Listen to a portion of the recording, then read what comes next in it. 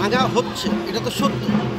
বিভিন্ন জায়গায় ভাঙা হচ্ছে, আপনারা পত্রিকায় দিয়ে দিচ্ছেন, আসতেছে, এই ঘটনা ঘটতেছে।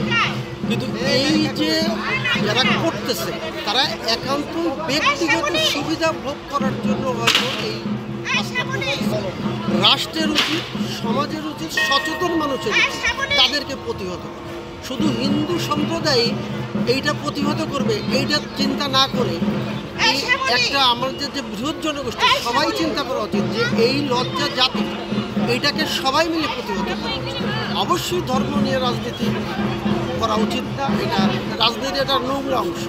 ওয়ালটন এখন দেশের সীমানা পেরিয়ে পৌঁছে গিয়েছে 50টিরও বেশি দেশে। ওয়ালটন, ঘরে ঘরে বিশ্বজুড়ে। এটা একটা সন্ত্রাসী গ্রুপ বা এটা কি বলবো, যারা ডিস্ট্রয় করে এইরকম কিছু দুষ্কৃতিকারী এইগুলা করে রাজনৈতিক বা ব্যক্তিগত সুবিধা অর্জন করাই তাদের মূল উদ্দেশ্য। এইগুলার কোনো সুস্থ রাজনীতি হতে পারে না। এটাকে সুস্থ রাজনীতি করা যায়। আমাদের প্রথমে রাজনীতি করতে হলে আগে চিন্তা করে সুস্থ রাজনীতিকে জিনিসটাকে ধারণ করতে হবে। আপনি যদি যত ভালো কথাই বলেন, অসুস্থ রাজনীতি, বিকৃত মানসিকতা, সন্ত্রাস, হত্যা, খুন রাজনীতির কেন্দ্রতে নিয়ে আসে, সেই রাজনীতি কখনো আগাবে না। ধর্মটাকে মানুষের মনের কোঠায় যেখানে সেখানেই রেখে দেওয়া উচিত।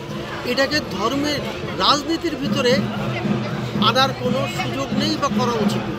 যদি কেউ করতে যায় তাহলে সেটাকে বলতে হবে তারা সেটার ধর্মের সুযোগ নিচ্ছে।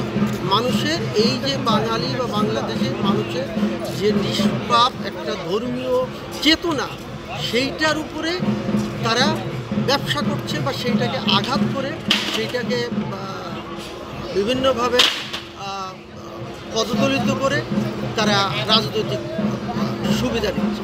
এটা এই জাতীয় রাজনীতি পরিহার করে আমাদের সময় সামনে আগায় যাওয়ার সম্প্রীতির বাংলাদেশ গড়ার সময় সবার জন্য।